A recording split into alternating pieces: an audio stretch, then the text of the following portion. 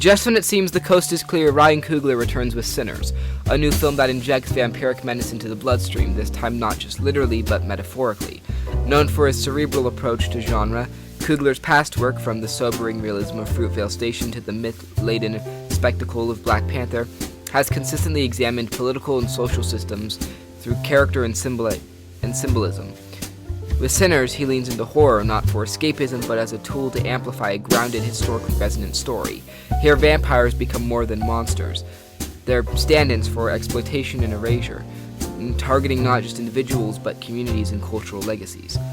Before the Bloodsuckers arrive, however, the movie unfolds as almost a haunting period piece. Set over a single October day and night in 1932 Mississippi, the film immerses viewers in the rhythms and realities of black life under Jim Crow. It begins when a battered young man named Sammy, played by Miles Caton, a newcomer, crashes into his father's church service, holding a broken guitar neck like a weapon. From that cryptic opening, the narrative rewinds to show us how he got there. The central figures are twin brothers, Elijah and Elias Smoke and Stack, both played by Michael B. Jordan, who returned to Clarksdale, their town, after years away. Having fought in World War I and dabbled in Chicago's underworld, they come back with a dream: to launch a new juke joint in an old mill purchased from a deceptively cheerful white man named Hogwood. They enlist their cousin Sammy, a gifted blues musician who we saw earlier, to play opening night, much to the dismay of his preacher father, who we also saw earlier, who warns of the dangers of consorting with darkness. Coogler quickly connects music to myth, laying the foundation for the film's eventual dive into the supernatural. Though slow to reveal its genre trappings, Sinners is steeped in legend from the outset. The film nods to Clarksdale's folklore status as the birthplace of the blues, as well as the famous tale of Robert Johnson's fateful bargain at the crossroads. Coogler anchors these myths with the gritty texture of real lives and injustices. When Stack and Sammy encounter the elderly Delta Slim, played by Delroy Lindo, a harmonica player scraping by at a train station, we're given glimpses of the brutalities of segregation. Segregated waiting rooms, racial etiquette enforced by fear, and the stories of lynching recounted in hushed tales. Slim sings of grief not as a performance but as testimony, tying music to memory, trauma, and endurance. As the film builds towards its nightmarish turn, it operates as a vivid portrait of a community navigating survival, culture, and commerce. Coogler lingers on everyday exchanges, what things cost, how people hustle, and the quiet dignity embedded in those details. A field worker at the juke joint tries to pay for liquor with plantation scrip. Choctaw and Chinese characters own local businesses. People are bound together not just by blood, but by shared struggle. The town is full of buried stories, like the woman at the train station, Haley Steinfeld, passing as white, whose entire life is a performance hiding from racial violence.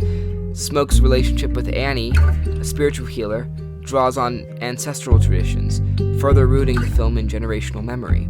Despite what the premise suggests, Sinners doesn't recycle the tired trope of a soul sold for fame. Instead, it questions who gets to define evil and who gets consumed by it.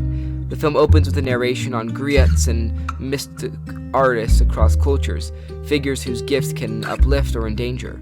Here, music doesn't summon darkness, it draws it out of hiding.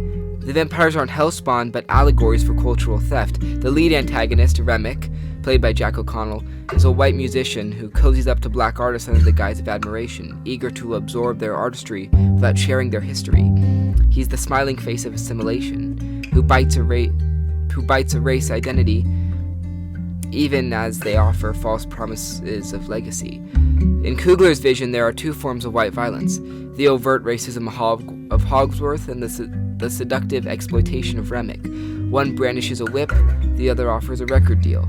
Both extract and erase. The vampires claim to embrace equality, but only on their terms. Their bite doesn't just kill, it converts, turning the bitten into echoes of themselves, collaborators in their own cultural dilution. What emerges as a daring, spiritually charged lens on Black American experience. Smoke and Stack, flawed but fearless, carry the film's defiant heart. Their battles, military, criminal, personal, have shaped their instincts, and they don't flinch when confronting Clarksdale's rot. Jordan gives both brothers dimension, playing them with layered charisma and easy power. Around him, the ensemble breathes life into the script's lyrical dialogue and weighty themes, with newcomer Catton delivering a commanding performance as Sammy. wounded but unwavering, a prophet with a guitar, an Orpheus even.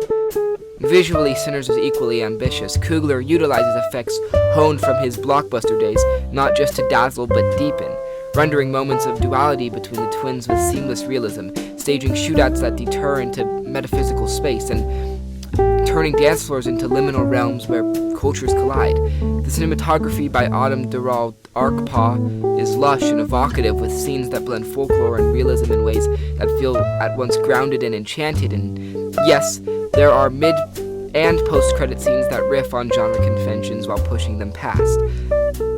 Ultimately, Sinners is a horror film by the way of historical reckoning, a blood-soaked myth woven from the truths of the past. It challenges the idea of artistic immortality, warning that even the most sacred sounds can be corrupted. It also insists on resistance, and on knowing who you are before someone else decides it for you.